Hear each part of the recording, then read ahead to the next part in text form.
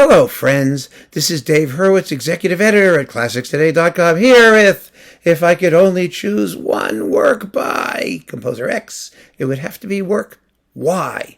Well, as so often happens in the universe of classical music, I had my ideas of what I was going to do, and you beat me to the punch, because the composer is Copland, and the work is exactly what you, Chad, suggested it should be, which is Appalachian Spring in the original version, the complete ballet with the original chamber scoring.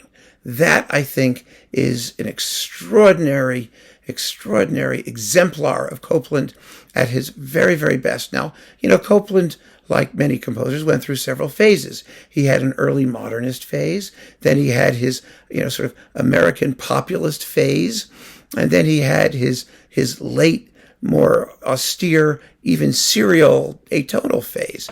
And he wrote masterworks in every one of those phases. But the reason I chose Appalachian Spring, and Chad, you can tell me because you justified it quite splendidly in your comment, is that especially in the original version, first of all, you're dealing with extraordinarily new and fresh sonorities.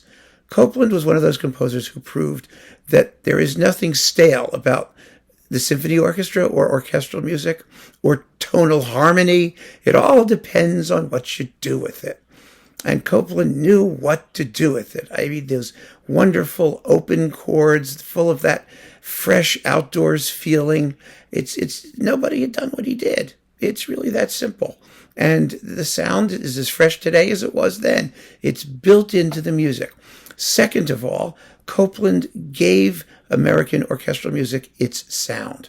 He was the sound of American music from the 40s and 50s and still remains so today. Copland on the one hand and sort of Gershwin on the other, the jazz populist influence, and then Copland with the American folk and Stravinsky ballet rhythmic influence all jammed together in Copland's own special way. And he did it amazingly. I mean, he is the voice of American orchestral music, just as, for example, Elgar and Vaughan Williams, if you want to have like Gershwin and Copland, were the voice of English music, or Hindemith was the voice of German music, German tonal kind of music. Or, you pick a composer. Debussy was French. You have certain sounds that remind us or create the sound of certain ethnicities.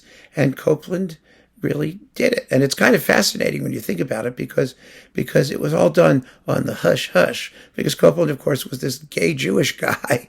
And here he became, the exemplar of what American music ought to be, which really makes sense because America is a culturally diverse melting pot, and Copland was a culturally diverse melting composer. He really was, and I think that's just marvelous. But, of course, at the time, everything was kept very quiet, and Copland himself was extremely diplomatic and politically aware of what his situation was. And for all of those reasons, But Appalachian Spring is just an extraordinary work, and I think the original chamber orchestration has a refinement, a simplicity that matches exactly what the music is trying to express. I mean, the orchestral suite or the orchestral version is wonderful. It's beautiful. It's extremely well scored. But because we can hear the original version, and because that's such a remarkable work, it's for like 13 players, a small ensemble, and you hear every single note perfectly placed. That's what makes it really so special, at least for me. And I know that the evil god Cankrazans, who's going to destroy everything by everybody, except for one work per composer, and we get to pick them, he would agree that Appalachian Spring is the most iconic work of Copland, and it's probably the most iconic work of 20th century American music, alongside, as I said, the works of Gershwin. I mean, those are the two biggies, and I think, it's sort of sad that, American composers and American culture generally keeps trying to get away from that. I mean, why? what's the point? Why do you need to? I mean, greatness is greatness. This is great. It's fabulous. It's as good as anything anybody else anywhere wrote. It's amazing. And it's just another example, the Copland is anyway, of how much really great 20th century music was written for the ballet. I mean, we talk about these composers. I mean, in this series alone, we've got Tchaikovsky, we've got the Nutcracker and Swan Lake and Sleeping Beauty, and you've got those things, and you've got all this 20th century ballet music, which is just astonishingly great. Vaughan Williams' Job, where you wouldn't even expect it. You find composers doing some of their best music because, and there's a reason for that. The reason is that in the 20th century, orchestral music particularly was no longer interested in the German style of symphonic development, and the innovations in music were principally harmonic, but also rhythmic and timbral and textural.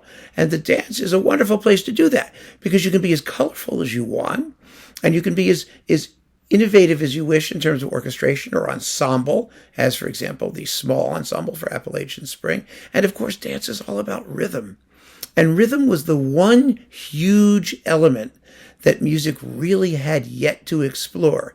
In fact, it was going in the opposite direction in the German tradition because Wagner is like rhythmless. He didn't like rhythm. He didn't want rhythm. He wanted flow, fluidity, slushy, flowy, mushy, slushy, flowy stuff. So did Richard Strauss. So did the Second Viennese School. They were not into simple rhythms or vigorous rhythms, syncopated rhythms, rhythms that made you want to get up and move. But that was something that Stravinsky and his crew and the 20th century ballet school generally really was able to seize on as a way to meld avant-garde or futuristic or forward-looking progressive music with progressive choreography and scenic design. It all was part of the same trend. And that's one of the reasons that there's so much fantastic ballet music in the 20th century. And there's so much of it's trashy in the 19th century. It's an amazing thing. It really is. In fact, there's like a dissertation there or something for somebody who's interested in that. It really ought to be, because that was what happened. And this is just another example of it. So yes, the work is Appalachian Spring. Go for it, my friends. Keep on listening, and thank you so much for joining me. Take care.